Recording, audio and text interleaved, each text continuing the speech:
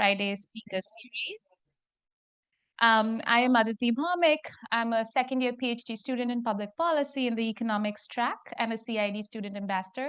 All of my research is on SDG number 5, and I'm very excited to be here today. Here at CID, our mission is to build a thriving world for all. We work across the university and a global network of researchers and practitioners to build an international pool of talent, convene academic and practitioner networks, and deploy what we like to think is breakthrough research to address the world's most pressing challenges, particularly in developing country contexts. We are very excited, given that, about today's conversation on acting with precision in complex systems, with a focus on UNDP Sustainable Development Goals, Push Diagnostic. Before we get started, I just want to go over a couple of housekeeping items. Please enjoy lunch. I see a lot of you already are, but help us help the planet by doing your part. All food items, including cups, napkins, and utensils, are compostable, so make sure you're trashing them in the right bin.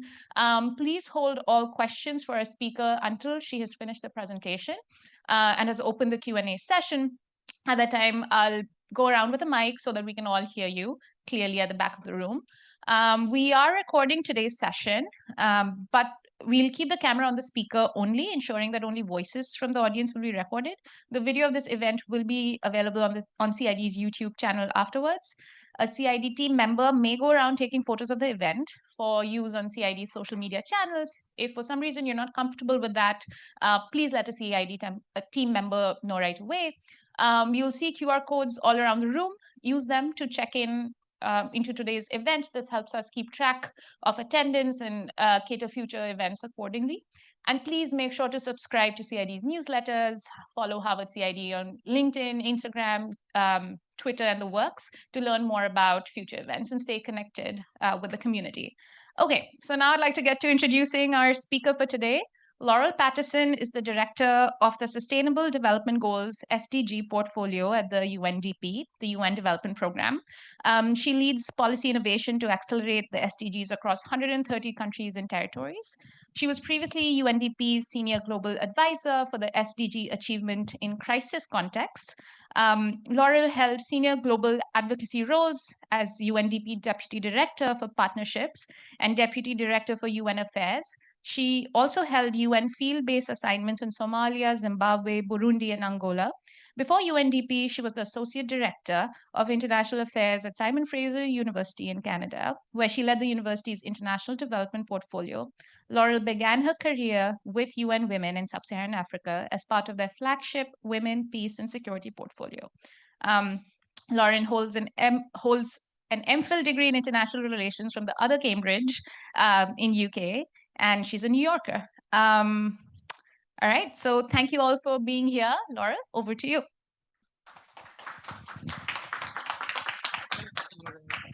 Thank you, Aditi. Hi, everyone. Enjoy your lunch.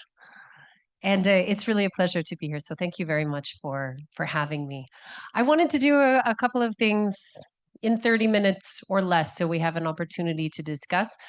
And while you're listening and eating, think of your questions, because I have a habit of posing questions back if you don't have questions forward. So an offensive strategy on your side is going to be the right one for today. Otherwise, I'm ready. Okay. So what I wanted to talk a little bit about is how do we act with precision in systems? You know the Sustainable Development Goals, there are 17 of them. There's 169 targets, there's 231 indicators, and we're only talking about one framework. We can layer frameworks on each other and look at this. And a lot of what we are seeing, which I think is a good and positive advancement coming through COVID especially, is these intersections, the way that issues collide and impact each other, was front and center for all of us in our homes. We're no longer workers now. We're workers with small kids who can't go and buy groceries, and we're hunting each other down for toilet paper, et cetera, right? Like all of these different aspects of our lives were all interconnected in an extremely personal way. The interesting thing for us in the portfolio that I lead is that was a huge boost for thinking about working differently, tackling challenges where they intersect. Before that, people said, yes, that's extremely important, but it didn't feel as real and pressing and personal until we were all experiencing this for ourselves. So from the perspective of our work, I want to tell you a little bit about where we started So I think it's important also, especially here, you see some of the research foundations. We constantly move between research and policy application, research and policy application. And we try very much to work between science and policy, science and policy, science, policy, and politics, maybe would be the longer line of that. So I'll give you a little bit of a sense of that first. And this visual is intentionally moves backwards and forwards because anything that you do in systems doesn't move in any straight lines. And the progress is happening, but you often don't feel it because you've moved back and forth and circled back 3 or 4 times, but you're still moving forward, perhaps not in the way you expected to. So one of the first things I think is important for all of us and all of you working in systems, acting with precision, is that it will not feel the way you want it to feel most of the time. It's very difficult. It requires coalitions. It requires asking questions that you will not know the answer to, but you're convening a group of people you think they might. You bring it together differently in those coalitions. The thing that's very personal about working in systems is that it involves you. So there's no action transforming systems that doesn't involve you in the system.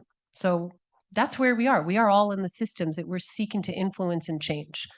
So your experiences, your beliefs, your unique attributes, the things that hold you back, those are all entirely relevant to any work that you do to influence change or transformation in a system.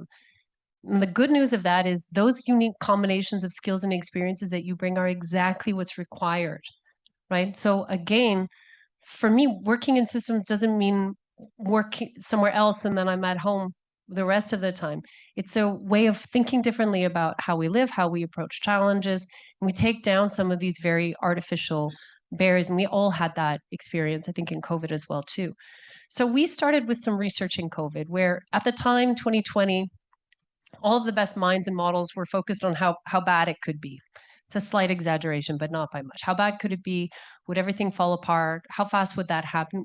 So we started thinking about for the SDGs, how bad could this be for the SDGs? That was our starting point. But as we got into the work, we have a very strong partnership with University of Denver Party Center for International Future. So we do a lot of quantitative modeling using national data and looking at the way that different policy combinations impact across systems. What does that look like? How does it play out? We said to ourselves, and we played forward how bad it could be. So we did. I'll show you. But the other thing that we did is we played out how good it could be. So what if we didn't only model how bad it could be, if we played out worst case scenarios in terms of GDP, in terms of mortality, all the different things? What if we said, we're talking a lot at this point in 2020 about effective social protection, inclusive social protection. We're talking about effective and accountable governance. We're talking about enabling digital. We're talking about these things. We're talking about whether or not this prompts a green transition.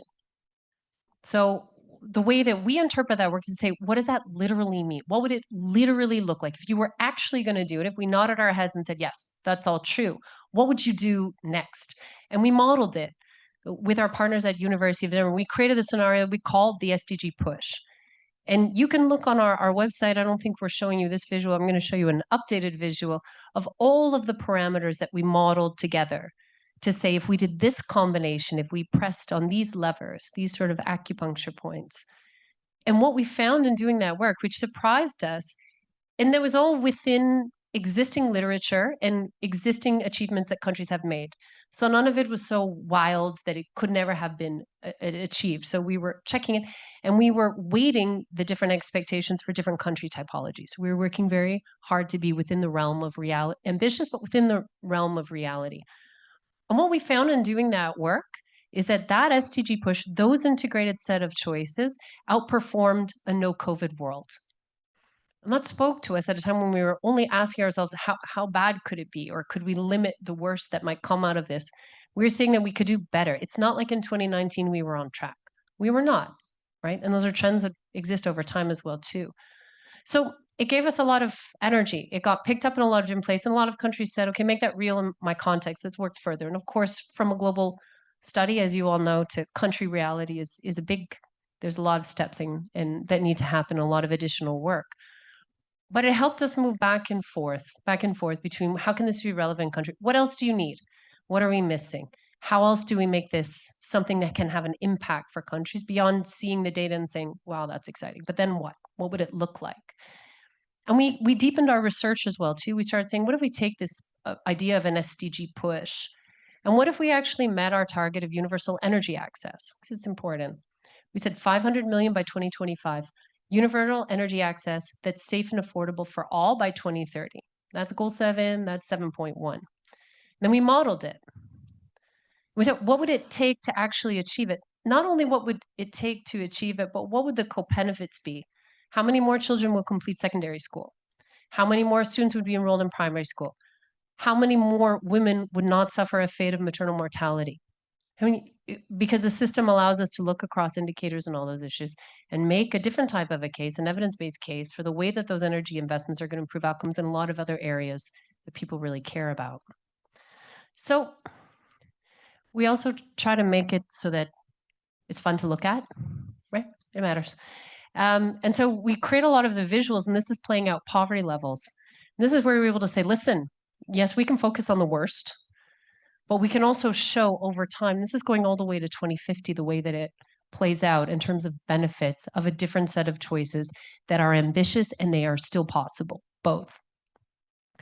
But the reason why I wanted to show you this especially, and it's something for us to collectively think about, it's not an answer that I'm giving you today, is that it's interesting in the early years, and of course this was something that we had initially published in 2020, the benefits of an SDG push, you don't realize them right away.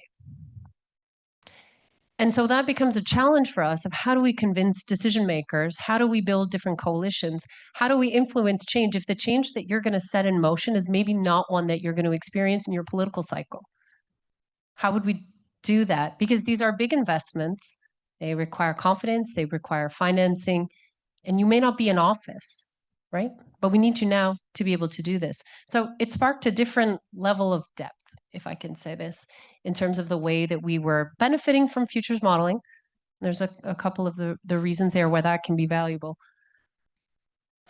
But then moving into the spaces where you need to convince somebody, you need to convince them politically, you need to move resources, and you need to ensure that as the 2030 agenda is all about, that you're moving from the local realities of people and their voices first, and not from the top over them, which is often the case. So what we found is we then said, okay, let's take what we've got, let's take the inspiration of this work and we can see what's possible. And it had, some momentum, it was energizing. It was providing something that was different, right? That people felt they could get behind because it's also credible. It was built from their data and their development trends. We said, can we make a kind of a simpler version of this? Can we dig a little deeper on a couple of areas of national priorities and interests and so on? And can we help countries to come to this is 2023 Sustainable Development Goals Summit. So for the 2030 agenda, the conferences happen every 4 years. But can we give them something here that's not only a higher level of ambition, it's starting to unpack what are the pathways to get there? What would it look like? How would you do it, right? So come not only with your ambition, bring it, but come with something you feel like you could do something after the summit and not only for the statement, at it. And this is the way that we approached it. All of what I'm sharing with you today, you can play around with yourself. Everything that we do is open source, open code, it's available. And we worked with 100 countries, so almost not 100, maybe 96 countries said yes, and we worked with them. Some countries said yes and then said no. Some countries said no and then said yes. And we work with what we get. I mean, the whole point of doing this was meeting people where they are and providing a tangible value. If we don't do it. If we do, good. Then we're happy that we've been able to contribute. And the first thing that we did was we started with development trends. So we pulled all of the data that exists on SDG progress and implementation to date, and then we gave countries an opportunity to add additional data that perhaps they weren't reporting through the UN Statistical Commission, and means of implementation was important for understanding their development landscape. And this has actually unlocked a lot of work and new coalitions, which we lead now with statistical commissions and many other partners in World Bank, in UN system, and in other places that support statistical foundations. Because if we don't understand the issues, if we don't understand where we've been, it's extremely difficult to chart proper pathways to the future. So one of the things that we've tried to do, and I think this data over time and improving the quality of the data over time allows us to do, is look backwards and understand how we got here, as much as look forward and understand where we want to be. We need to be able to do both, and we need the data to be able to do that. What was specific for the way that we worked is that we focus very much on the targets. because the goals are good, ending poverty. You agree, we should do that. But getting into details of how, it's not immediately obvious from the overall goal level of ambition. And we want to be specific because we want to be able to actually influence change. And so we focused on the targets and we presented the targets to all of our partners in the rings of the 5 Ps of the 2030 agenda. And what we felt was very important to do, you don't always see this in SDG reporting, is to show the gray bars, which is the gaps. It's not to say that data doesn't exist. It could be that data exists, it's not reported. It could be that it doesn't exist. But the reality is that if you don't know, you're starting with an extreme disadvantage. And this also became a place of advocacy for us. At the same time, as much as you need to know where you've been, it's not good enough for making decisions for today or for the future. And what we realize is that a lot of countries are aligned in different ways to the SDGs in their national development plans, but they don't always reference the SDGs. So we said, no problem. We're going to build a machine read capability based on an existing vocabulary of the SDGs. It's 100,000 different terms, phrases, and expressions. And you can do this now with any document you want because everything is publicly available. And we took the documents, we uploaded them, and we then came up with a relative salience, which were the goals that were most prominent in their development plans, whether they mention the SDGs or not. And then in this case of the example, we saw real prominence of goal 8. And frankly, we saw that across most countries. Why? Because this is about jobs. This is about decent work. It's about equal pay for work of equal value. It's about fair economic foundations. So it's very important for a lot of countries. And we saw that come through over and over again. And our point was to say, for everything that you might want to do, is it tackling the last mile challenges that you're facing, perhaps where you're most off track? Or another way that we thought about this with some countries is to say, for the areas that you're really doing well, are your investments going to spur faster progress? And are you going to build off that strength?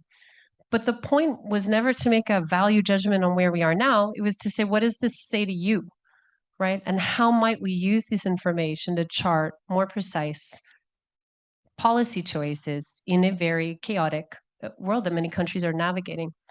And to do that, we move here to this framework of interlinkages. And again, this is based on the best science that exists on SDG interlinkages. Is not from us. But what we did, and we partnered with the European Commission on it, this is theirs, is we color-coded to the SDG progress of that particular country. It drowns out some of the noise. You can see what it's showing here is that there's a lot of connections when you make progress in an area like jobs. You can influence progress in a lot of other areas. And if you can see it, and if you can quantify that and think specifically about the people, the ministries, the metrics, you can start to have more impact with a more precise investment or policy choice that you're making. We kept everything on futures and we'll continue to do that to give a sense of what's possible. Everything has to be contextualized to a country and national priorities and local needs, et cetera. But we felt it was really important to be looking backwards and looking forward at the same time as we're trying to be precise in what we are and not going to do. Ultimately, that precision for the best data or the worst data, those are political choices, right? So it was important to us that we could convey, communicate, sit down, convene people so that we could get to an agreement, that made sense for partners, made sense in their context, and they had the confidence to take it forward. And some of the things that we found, as I had mentioned, decent work was really prominent. And this is showing you a little bit here when we said to countries, okay, fine, jobs. Jobs is jobs transformative in and of itself? No, not necessarily. What are the other connections that we want to make, that you want to make, so that jobs is truly an SDG proposition? It actually moves forward in other aspects of your development vision and for your societies. And that's where countries said, okay, I will know that these jobs are truly leading forward towards my development ambition if they're also helping ensure the full participation of women, which means you have to knock on the door of your Ministry of Women or your coalition that's looking at Goal 5 and have a conversation, which often isn't happening. We are in a lot of boxes and segments, and so are you. So this is the reality that we all work in. We wanted to be able to visualize and then give us a reason to reach out to certain people with precision, certain ministries, to try to change that. The second was around young people. How can I ensure that the way that I'm approaching job creation is cognizant of my young population, and what would change or be different, and how would I ensure that the measurements that we're seeing to increase these opportunity spaces for young people is reflected in my jobs. Another really important one was around governance and effective institutions. It came up over and over again. And our question was that, okay, and you would say, yes, we already knew that. We already knew that governance was important. We didn't need to hear it one more time. And that's true. We said, let's be specific. So what about governance is unlocking progress in other areas that you want to advance as a country? And here what we found was interesting is that the countries of the 100-ish that we were working with, the lowest income countries, the first connection they made to effective institutions was for fair economic foundations. That's how I'll know my institutions are delivering, because I will have more fair economic foundations, 8.1. But they also said, I'll know my institutions are delivering when I have effective public services for my population. And then that's created an interesting discussion that's across ministers and across interest groups, because to be able to do that, I need to look at my metrics and my progress on access to health, or on primary or secondary school enrollment or completion, different ways of thinking about it for countries. Similarly, on sustainable cities, a big priority for reasons that you can well imagine, the question became, this is where we started to see a stronger connection from a climate perspective. I need to ensure that the investments that I'm factoring into cities are cognizant of climate risk. They're cognizant of the impact on the most vulnerable, and that I have shock responsive social protection. And again, you see the kind of coalitions of partners and ideas that come together so that one singular investment serves and has co-benefits for multiple areas. Infrastructure, again, would probably not surprise you as a really important area, but that in itself is not an SDG proposition. That's infrastructure. So what makes that more than a singular investment is then the coalition of different ideas here, both in terms of being climate resilient, but also in terms of creating innovation, R&D, and so on, and upskilling your workforce as a result of that.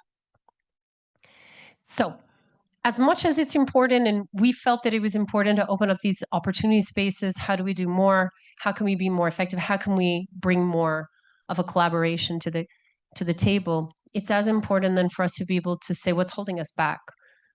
And it's important also just in terms of trying to unlock progress, particularly in multi-stakeholder spaces, because you can have the best ideas and feel energized, and then no ability to implement them at all is extremely disheartening and frustrating.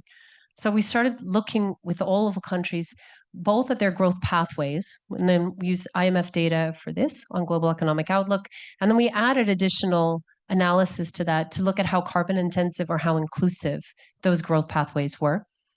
And then we looked at a sort of a financial health score sheet on where some of the most challenging problems are for countries in terms of access to financing and what the flows and situation looks like right now. Our point to be able to do that, because this was coming through a big global space, was to be able to advocate for the Secretary General's SDG stimulus, a financing stimulus to help countries actually finance the trajectories that they believe can have the most impact for them. And it was important for us as well to not to only say the only thing that's preventing us is finance. Of course not, right? But more important for these integrated approaches, more important for trying to work and think in systems, but act precisely on acupuncture points or levers or whatever those areas are, however you want to define that, that can start to unlock multiple benefits, is because we live in a world that's increasingly pulling us apart.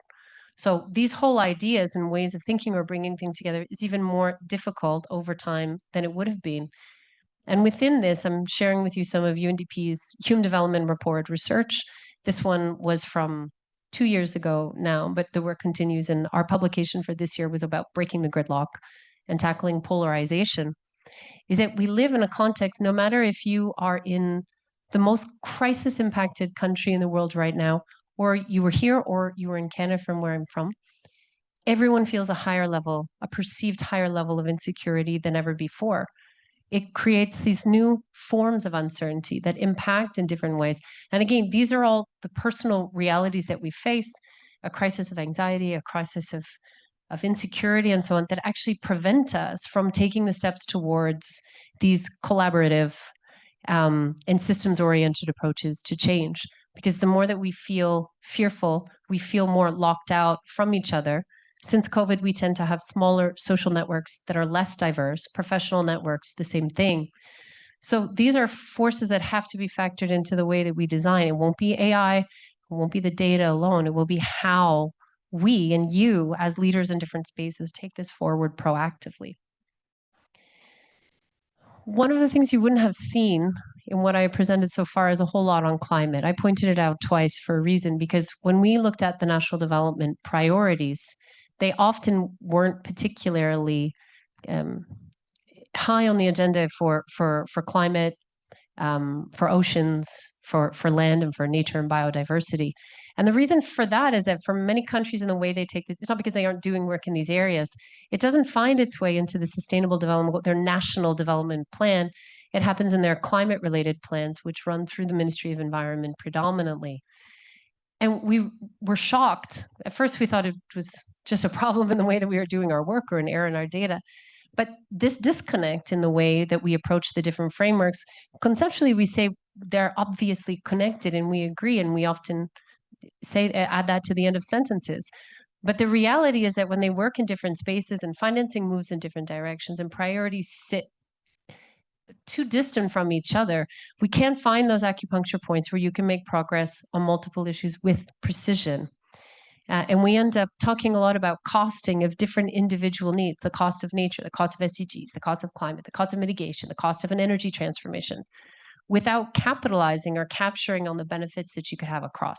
And we don't have the time, and we don't have the financing, no matter if we say that the money exists, we don't have the financing to be able to approach this one by one or wait for that to unlock. So we've taken the work a little bit further. And so our next frontier, I'll tell you a little bit about it, then we'll open up for questions in a minute, is to say, how do we tackle what we consider to be the next frontier of development, fundamentally? Which is to say that there is no country that has achieved a very high level of human development within planetary boundaries. That's why this is very lonely here. Nothing here as well, too. So how do we do this? Because everything that I was showing you in the first part around sustainable cities investments, jobs investments, any of these areas, how do we approach that in a way that keeps us as a planet within planetary boundaries? What would it look like to do that? And here we come up against really fundamental questions of prosperity, questions of growth, questions of fairness, questions of justice, alongside questions of climate. And ultimately, one of the things that stood out to me at the General Assembly opening in September and so on, is many of the climate scientists were the first to say, listen, this is not a problem for climate. The climate will eventually recover, right? We've seen this in billions of years on the planet. The problem is for people, because the planet will be uninhabitable for us. So as much as we say it's a question for people and planet, it's actually a question for people and people. That's where we are right now. And so making this real has been something that's important to us, making this practical, making this precise, so that we get out of saying the things that we can agree on, but acting in a series of synergies and trade-offs that we may not agree on. This, we think, is one of the most exciting but also important areas for our work going forward. And we're in a process. We had a conversation earlier this morning where we unpacked these details a little bit further, and I had a lot of good ideas from several of the colleagues in how we might take forward this kind of work. We tried to take a very similar approach as I was showing you, and we're right in the process of doing this to support nationally determined contributions. The next round, the 3.0 round of nationally determined contributions for how the world will keep its commitments to the Paris Agreement, is next year. The climate conference comes up very soon in Azerbaijan, which you may know, and then next year in Brazil, and that will be the 10-year mark. And we want the same approach. We want countries to be able to go not only with a high level of ambition and commitment that they can't do anything with or not enough, but with a high level of commitment that they can make tangible progress towards, that is credible, that can become an invested and investable plan for them. So make this real. And in doing that, we confront all kinds of challenges along the way. And so the work for what we thought, as we had initiated this, what we thought we might find is actually quite different to the reality that we see today, because there are a lot of interests, there are a lot of issues, and there's a lot of perspectives in a world that's increasingly pulled apart. And we believe this remains what we need to focus on collectively, no matter how difficult that is. And so we've built this through in different ways. And we've done the same thing with our foundational research, which is the last thing that I wanted to leave you with. So when I showed you our research from 2020, I was showing you some of the ways that an SDG push outperforms even a no COVID world at that time. And I was sharing with you some of the things that we were talking about, that governance, social protection, and actually putting it into a frame and a scenario that we can play forward to 2050. For this scenario, we can play forward to 2100, but that loses decision makers, as you can imagine. But what we did for this version, and this publication will be coming out next month, we hope to present it at Baku when we're there for the COP. It actually adds an element of what we would expect to see from a higher level of ambition of nationally determined contributions. So it takes those areas that I had mentioned, and it adds an equitable energy transition. It adds the practical implements that we would need to see that not only build a more prosperous world, but do that on a low carbon pathway. And what sits at the foundation of this, you can see the areas of it there, but is a differentiated model of what some countries would do versus others. And for those countries that are more developed, the way that we've built this scenario and this whole idea, the way that we've built this world is one where those countries focus on energy efficiency, and their growth is perhaps slower than they would want it to be, giving space for other countries to be able to grow at a rate that they deserve too, for the opportunities, for their prosperity, for their people as well too. And so this is a way also for us, and the way that we work as UNDP, to try to keep coming back to the science, use it the best that we can in a policy space, in a policy discourse, keep thinking through other domains, other considerations from a research perspective, and use it as much as possible as a foundation for the important, but also the difficult conversations. And I didn't mention the headline, but it shows very similar impact in terms of results. You can outperform. You certainly outperform even in a no COVID world. And even in the world as we experience it today, with the development data that we have today, you would still lift an additional 175 million people out of poverty if you made this real. So it's always a little bit difficult. Often I get questions about if I believe that the SDGs can be achieved. So is that your question? That's a tricky question to answer, and I won't do it here. But is it possible that we build a world that is better than the one that we inherited, that we build forward a pathway that outperforms where we were before COVID? Yes, that is possible. And I think what's exciting about this research, when we connect it to the policy discourse that's happening in many countries, is you can be a real lever for change. So I'll leave this there and look forward to a discussion with you. All right.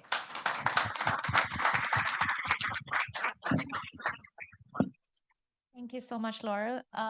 Okay, so the way we'll do this is we'll collect maybe 3 to 4 questions at a go. Please try to be concise, more of a question and less of a comment, if we can. And then we'll just give Laurel an opportunity to answer 3 to 4 questions at a go. So, over to you. Thank you so much for the presentation. Very curious to hear how are we taking the context and the resource availability of different countries in planning for this. Hi, thank you very much. A question, please. The system thinking you were mentioning here relies on past trend and then on future priorities. How are you able to apply it in fragile settings where we have very, very limited data and knowledge of the past, and or even in complex crises where it's extremely volatile? And in both places where actually the development plans are often written by the World Bank or by the UN themselves, so reflect our global ambitions, the link with what's feasible locally is of at times tenuous. I'd be very glad to know how we can. We have room for one more, and then I'll come around again. So my experience of most humans is that the capacity for a large-scale systems design thinking is pretty small, because for most of existence, we haven't actually had to think in such intricate systems. And so thank you for people like you who figure out how to map it all out. But with that acknowledged, there's also clearly a need for education and for the policy, people who have power, whether that's influence in policy or money, or the things that are the lever points. What are you finding is working to educate them and inspire them and enroll them into these long-term investments? And like, what's actually working?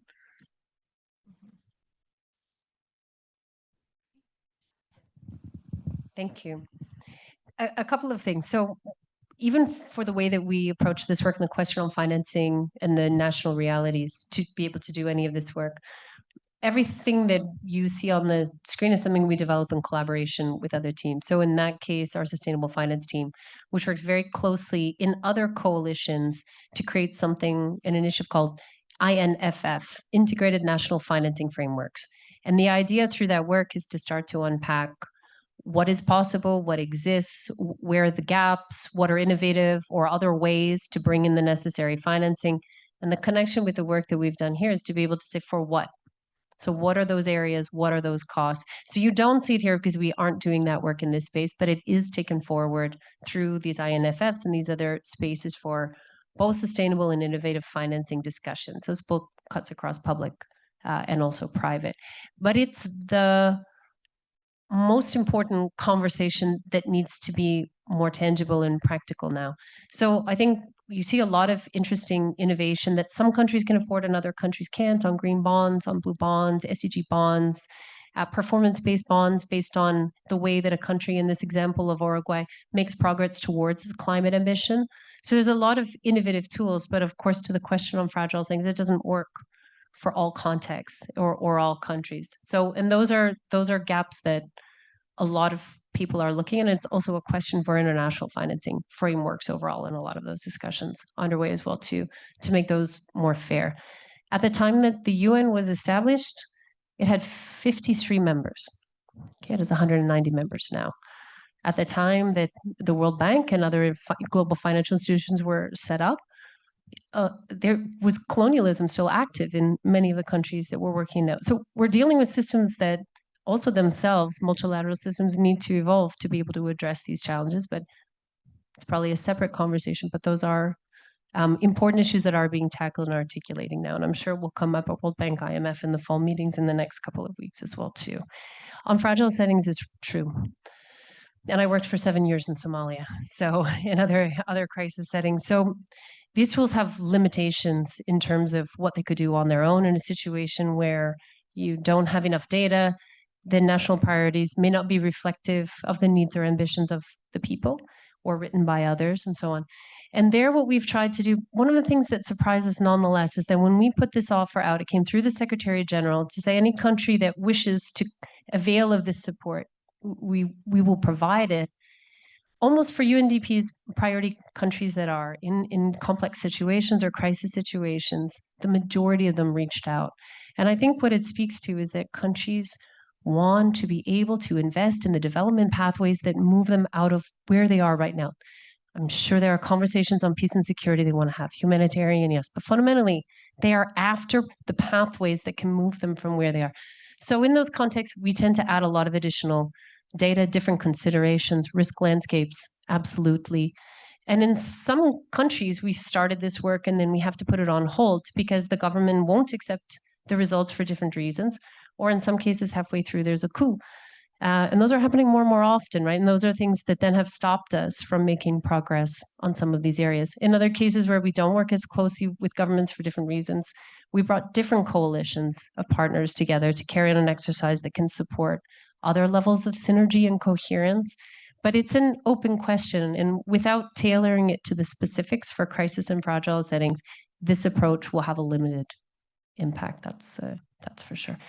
In terms of your question on what's working and what's interesting, there's some great initiatives. UNDP is certainly part of them. We have a futures, trends, and signals system where we try to tap into signals that people are seeing in countries all around the world and then analyze those signals, validate, confirm, corroborate evidence of those signals into trends and really start to say what is emerging, what is changing, what's happening on frontiers. That's a nice way of engaging people locally, right? And making them not only the contributor, but the owner of that data, which is really important as well, too. There are some great initiatives that are run out of different institutions and a big push coming through the Summit of the Future for futures education.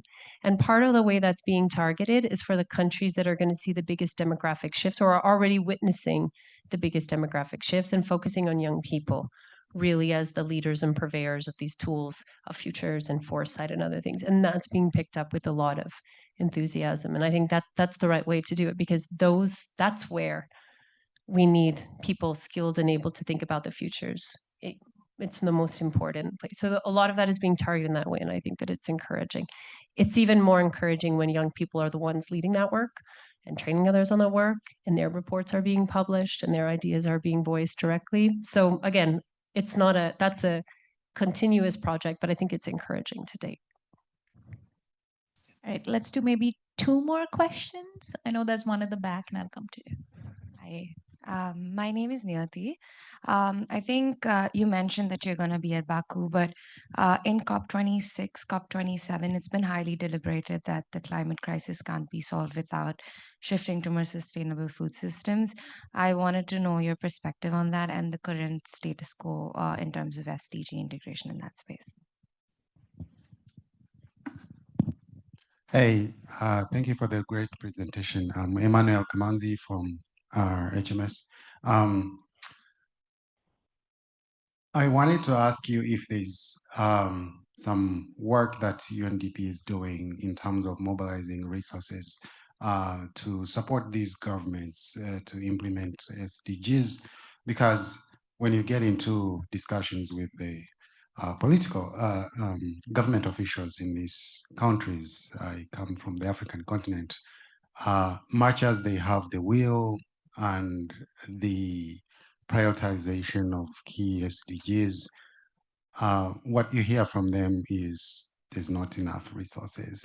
And I wanted to hear if and it's good that UNDP not only does provide some funding, but also provide the assistance, the technical assistance in their planning and implementation. But I wondered if there's any clear work that you're doing to mobilize the global financiers to really follow the work that you're tracking to provide more financial assistance to these countries. Thank you. Yeah, thank you. Let me start with that and then work backwards.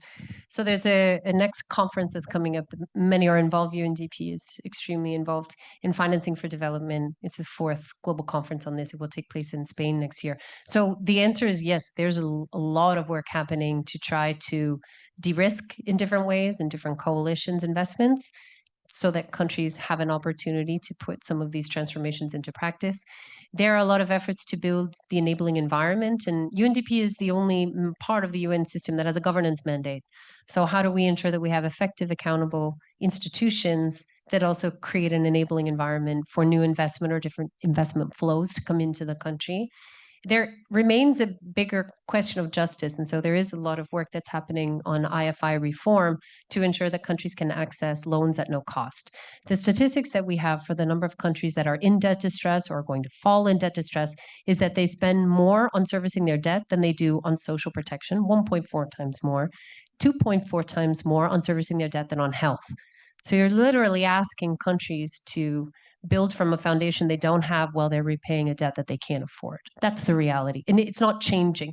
So there's a lot of work then around debt distress and so on to be supportive of those countries. These are also a lot of the same countries. Today is a global day for the eradication of poverty that have not recovered from COVID. A lot of our data shows that, right? So it's 2 hands tied behind your back and weighted feet and then saying, create an enabling environment for me for it doesn't work. So UNDP comes in different ways. So we're a voluntarily funded part of the UN system. Our annual operating budget is about $5 billion. The majority of the resources that come through UNDP are from other countries. So we don't have a lot of, private investment in UNDP. It comes from countries to us. But an interesting question that many of us have in the UN system, and it's a debate more broadly on development assistance, is that it increasingly comes specific to regions, to themes, or to issues that matter to the core group of countries that provide funding to us. And there's very little that's untied, or what we would call core resources. And that's a continual movement and a real challenge to our business model and many others. So that becomes a very important discussion space locally to ensure that the way that the funds are being utilized reflects the true needs and that it's being implemented in a way that lines up with the national development priorities, their metrics of success. And that's why it's been very important for us that we're starting with the national priorities, we're starting with national day, we're starting with everything that is, no matter how imperfect or perfect it might be. But those questions of financing remain. But I think, I mean, for me, coming out of the General Assembly and Summit of the Future, this question of financing was on the agenda over and over and over. And that's encouraging because that wasn't always the case. So I do feel that there is change that's happening, and UNDP for our part of it is doing some interesting work in that space. And I think the INFFs are especially key. So those are national instruments. To the question on food and food insecurity, absolutely. One of the things that we're seeing come through in the work that we're doing, trying to understand where nationally determined or climate investments can have a bigger development impact, is exactly the space of food systems, agricultural systems, land rights, land conservation, and so on. That's key, and it's a strong multiplier of benefits across. So that's definitely something that we're seeing in our work, and we're seeing it across the system. There's a lot of innovation in food systems and food security that we learn from, and we try to say, how could we apply that to other challenge areas that comes through right now?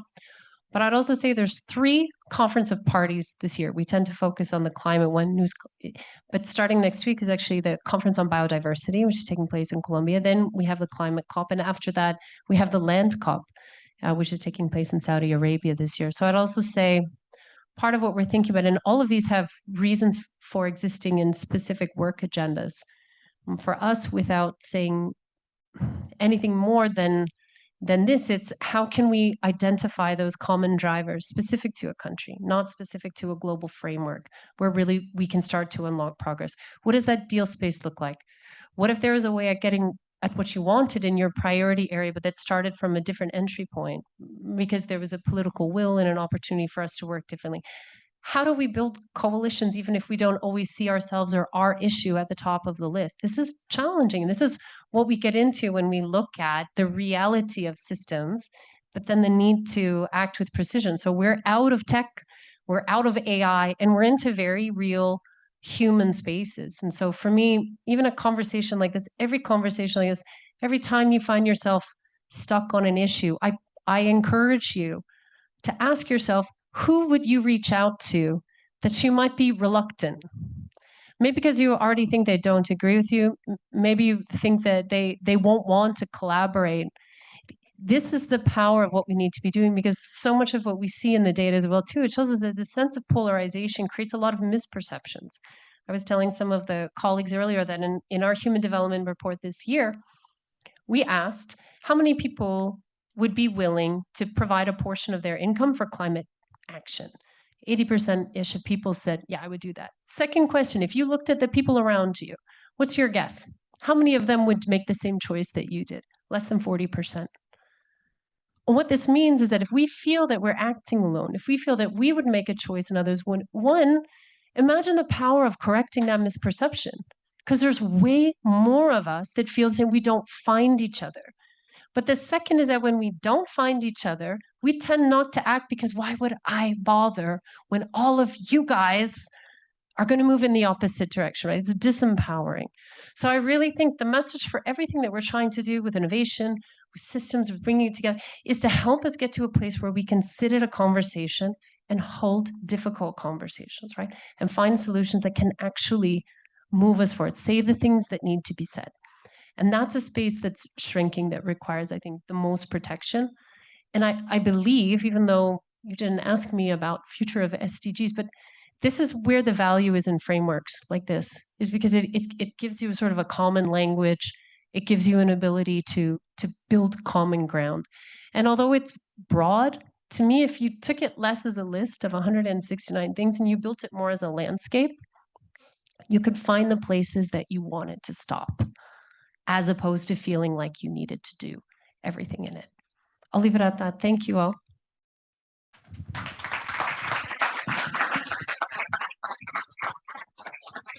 Thank you so much, Laurel. As an academic who's normally thinking about narrow questions and abstracting away from how narrow bits of evidence will actually become useful, and how this fits into a policy world where people are fighting over budgets and have strong personalities. We kind of wash our hands off of that. So it was incredibly inspiring seeing how you actually get stuff done and how you think about evidence and how to take it into policy with human beings, with personalities, egos, and fixed budgets, and kind of still stay focused on the evidence and still get it done. So it was hugely fascinating. And that last bit that you talked about also kind of gives us a signal about what is the area where evidence would be most valuable. Think about polarization and increasing insecurity. So this was hugely valuable and interesting to us. We have a little something from you first from CID. It's the best CID piece of swag in my opinion. Coffee. So I won't keep you long. I believe we have another event right after this. We're making the most of every minute that you have in Cambridge, and Sheila will walk you over to the next event. Thank you for being a wonderful audience. Thank you.